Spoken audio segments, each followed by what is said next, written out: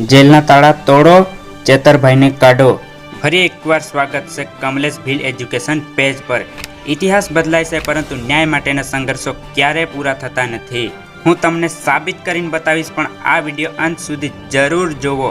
જે નેતા અન્યાય, શોષણ, ભ્રષ્ટાચાર કરતા હોય એમને ફૂલોની હારમાળા દ્વારા સન્માન આપવામાં આવે છે અને રાજા જેવી સુવિધા અને બંગલાઓ આપવામાં આવે છે, જ્યારે બીજી બાજુ જે નેતાઓ ધર્મ, જાતિ અને લિંગ ભેદને સાઈડમાં રાખી લોકોના હકો, ન્યાય અને બંધારણીય અધિકારો માટે અવાજ ઉઠાવતા હોય એમને જેલોમાં નાખવામાં આવે છે। મિત્રો, ઇતિહાસના પાના પલટાવી જુઓ તો 19મી સદીના અંતમાં અંગ્રેજ સરકાર જંગલો અને જમીનો પર કબજો કરી રહી હતી। આદિવાસીઓની જમીન છીનવાઈ રહી હતી અને વિવિધ પ્રકારના ટેક્સો લાદવામાં આવ્યા। ત્યારે ભારતના મહાન આદિવાસી સ્વતંત્ર સેનાની જનનાયક બિરસા મુંડાએ અંગ્રેજ સરકાર સામે અવાજ ઉઠાવ્યો અને આદિવાસીઓને એકત્રિત કર્યા।